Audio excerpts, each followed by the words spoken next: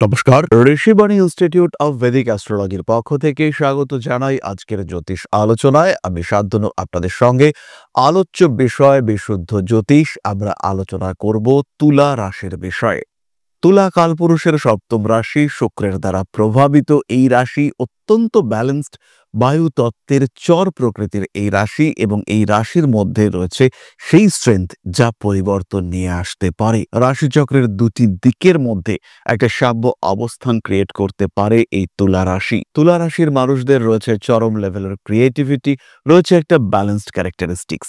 তুলা চেষ্টা করেন সবকিছুকে মানিয়ে গুছিয়ে চলতে, সবার সাথে অ্যাডজাস্ট করতে, কিন্তু তা সত্ত্বেও জীবনে বাধা বিপত্তি সমস্যা এড়াতে পারেন না তুলা। কি সেই দুর্বলতা যার কারণে তুলার জীবনে রয়েছে এত বাধা? কি সেই সমস্যা যেগুলি অতিক্রম করতে গিয়ে তুলা বাধা প্রাপ্ত হয়ে থাকেন? কেন তুলা বারবার নিজের কাছে পরাজিত হয়ে থাকেন? কেন তুলা নিজের উপরে ভরসা বারবার হারিয়ে ফেলেন? কেন তুলাকে অন্যের উপরে নির্ভর করতে হয়? কি সেই দুর্বলতা যা তুলার স্ট্রেংথ এবং স্ট্যামিনাকে অনেকটা কমিয়ে দিয়ে থাকে? এটাই আমরা আজকে খুঁজবার চেষ্টা করব রাশি চক্রের সাপেক্ষে। তো বিষয়টি হলো, তুলা রাশি বা লগ্নের মানুষদের জীবন কিন্তু অনেকটাই অদৃষ্ট নির্ভর। তুলা রাশি বা লগ্নের মানুষদের জীবনে বারবার বহুবার পরিবর্তন আসতে দেখতে পাওয়া যায়। দশা যেমন যেমন বদলায়, সেন্সিটিভ তুলা রাশি বা লগ্নের মানুষদের জীবনে উত্থান পতন বারবার আসতে থাকে। জীবনের যে গ্রাফ, সেটা কখনোই কিন্তু এক সুরে এক ধাঁচে এগিয়ে যায় না। এই যে উত্থান এবং পতন, তুলা কিন্তু এটাকে গ্ল্যাডলি অ্যাকসেপ্ট করতে পারেন না। কোনো একভাবে জীবন চলতে চলতে হঠাৎ করে সে কিন্তু নিচের দিকে নেমে আসে। এই যে নিচের দিকে নেমে আসা, এটা বরদাস্ত করতে পারেন না তুলা রাশি বা লগ্নের মানুষরা।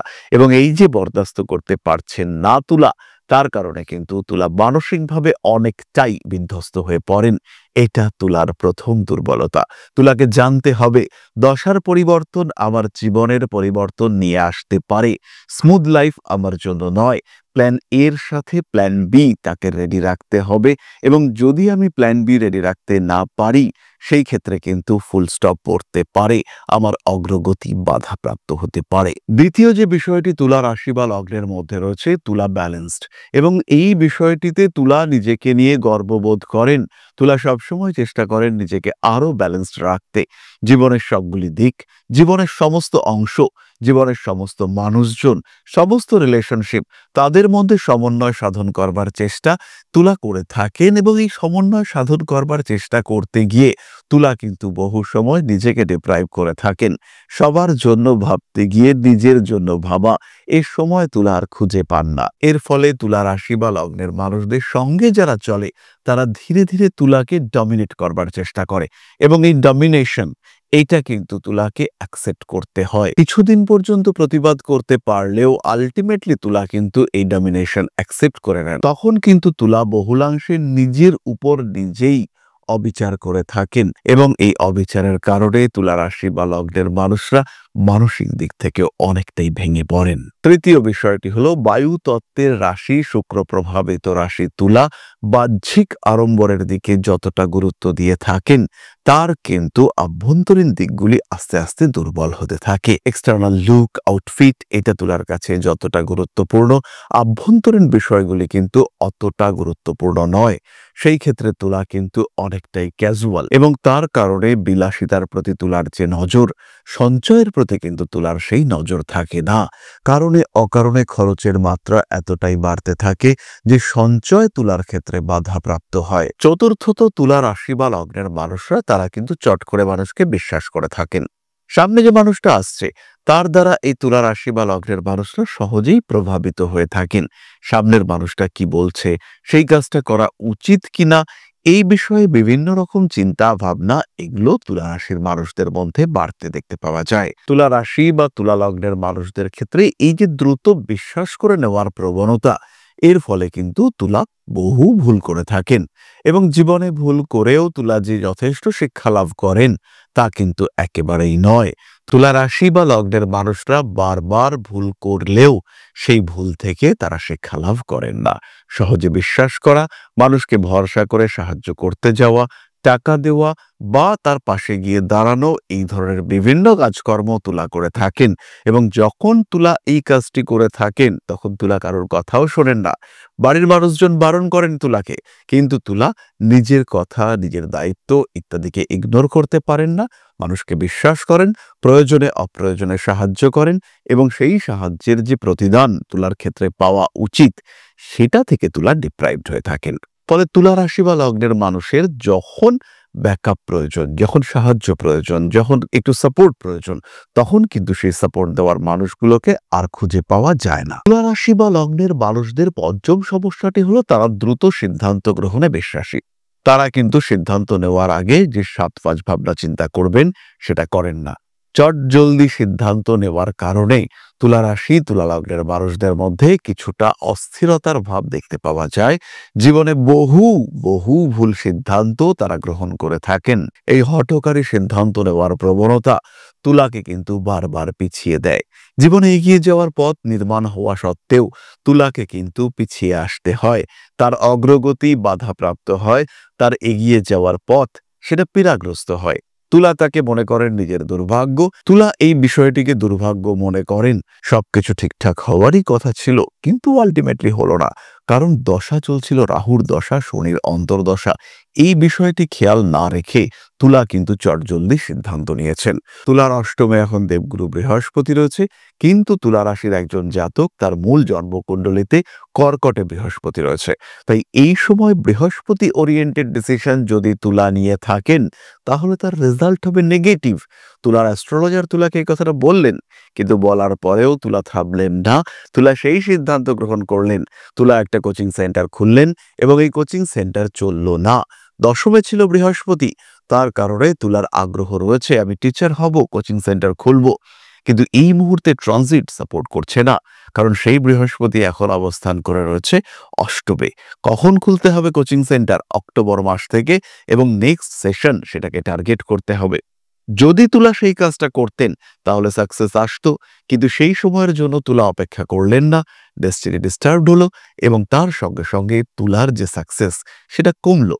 তাই সঠিক সময় এবং সঠিক সিদ্ধান্ত এই দুটো গ্রহণ করা যতদিন তুলা না শিখতে পারছেন ততদিন কিন্তু তুলা পিছিয়ে থাকছেন। এগুলি কোনো দোষ নয়, কিন্তু এগুলি দুর্বলতা, এগুলি সমস্যা। কিন্তু এগুলির কারণে তুলা রাশি বা লগ্নের মানুষ তাদের যেটা লেভেল সেটাকে 100% অ্যাচিভ করতে পারেন না। তাদের যে আধার, তারা যতটা পেতে পারেন সেই অ্যাচিভমেন্ট সেটা কিন্তু বারবার তুলার ক্ষেত্রে বাধাপ্রাপ্ত হয়, সমস্যাগ্রস্ত হয়, এবং তুলা রাশি বা লগ্নের মানুষরা তখন ভাগ্যকে কিছুটা হলেও দোষারোপ করে থাকেন। তবে তুলা প্রচন্ড আত্মবিশ্বাসী, তুলা ভয় পান না, তুলা এগিয়ে যেতে পছন্দ করেন। জীবনের প্রতিকূল পরিস্থিতি থেকে তুলা শিক্ষা গ্রহণ না করলেও তুলা কিন্তু হেরে যান না। তুলা সবসময় বাধা, বিপত্তি, সমস্যা এগুলিকে অতিক্রম করে সামনের দিকে এগিয়ে যাওয়াকে পছন্দ করে থাকেন। তাই তুলা রাশি, তুলা লগ্নের যারা মানুষজন হয়ে থাকেন তারা কিন্তু খুব সহজেই নিজের জীবনকে আরেকটু ভালো করে তুলতে পারেন।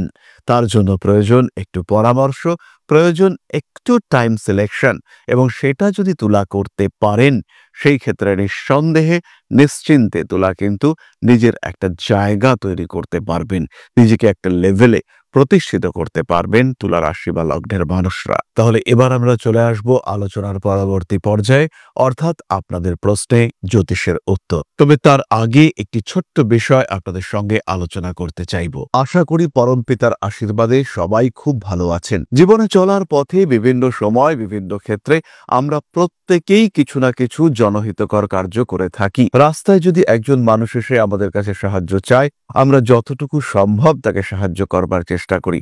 কখনো কিছু অর্থের বিনিময়ে, কখনো তাকে কিছু খাদ্য সামগ্রী কিনে দিয়ে, কখনো গাছের জল দিয়ে, কখনো পাড়ার রাস্তার কুকুরটিকে খেতে দিয়ে আমরা সমাজের উন্নতি করবার চেষ্টা করি। আমরা সমাজের প্রতি আমাদের সামাজিক দায়বদ্ধতা পালন করবার চেষ্টা করি, কারণ প্রত্যেকেই আমরা মানুষ, প্রত্যেকের মধ্যেই রয়েছে মনুষ্যত্ব, প্রত্যেকেই আমরা অপরকে সাহায্য করবার জন্য অল্প বিস্তর দায়বদ্ধ।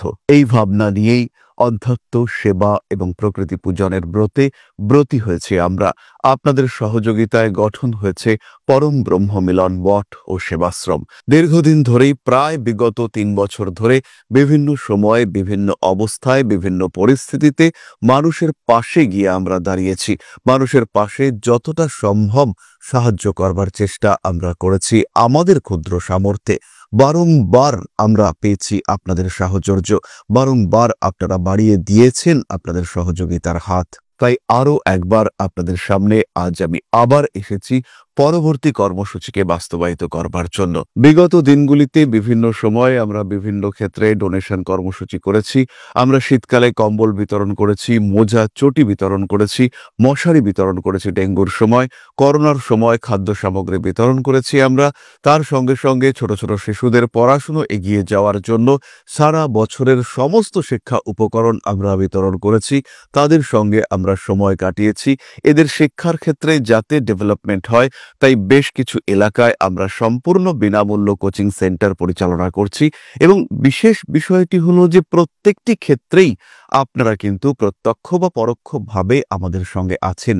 এই কর্মসূচিগুলিকে সঠিকভাবে এগিয়ে নিয়ে যাওয়ার জন্য এবার প্রয়োজন হয়ে পড়েছে একটি পরিকাঠামো, একটি সুগঠিত আশ্রমের, যেখানে বেশ কিছু মানুষ আশ্রয় পাবে, যেখানে বেশ কিছু বৃদ্ধ বৃদ্ধা তাদের দিনগুলিকে আরেকটু খুশির মধ্যে নিয়ে আসতে পারবেন, যেখানে বেশ কিছু অসহায় শিশু তাদের অভিভাবক খুঁজে পাবে, যেখানে বেশ কিছু নিষ্পাপ প্রাণ বিকশিত হওয়ার সুযোগ পাবে, যেখানে বেশ কিছু নিষ্পাপ প্রাণী তারা তাদের আশ্রয় খুঁজে পাবে। এই আশ্রম পরিকল্পনার জন্য, তার পরিকাঠামো নির্মাণের জন্য আমরা একটি জায়গা সিলেক্ট করেছি।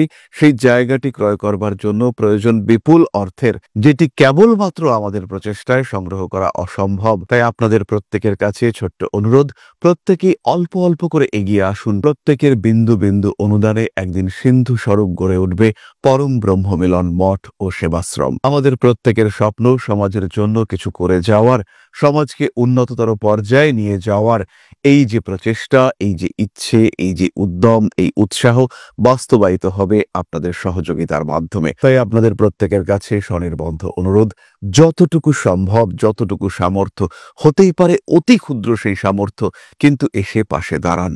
ইতিমধ্যেই বহু মানুষ তাদের যথাসম্ভব সাহায্যের হাত আমাদের দিকে বাড়িয়েছেন। আমরা তাদের প্রতি কৃতজ্ঞ, আমাদের আন্তরিক ধন্যবাদ আমরা জানাই তাদের প্রতি। এবং আপনাদের কাছেও আমাদের অনুরোধ, আপনারাও একটু একটু করে এগিয়ে আসুন।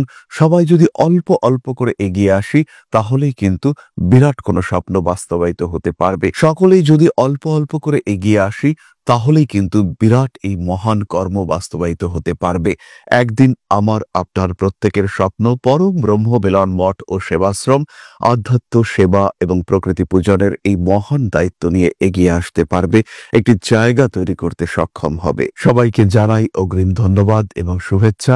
সবাই খুব ভালো থাকবেন।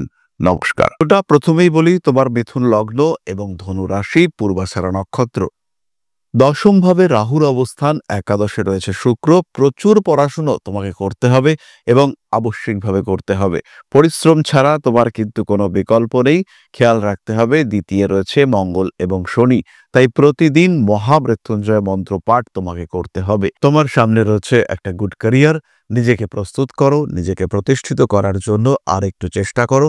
জীবন সুন্দর হবে, ভালো হবে এবং প্রচুর অর্থময় হবে তোমার জীবন। তাহলে আজকের আলোচনা আমরা আর দীর্ঘায়িত করব না। সবাই সুস্থ থাকুন, ভালো থাকুন।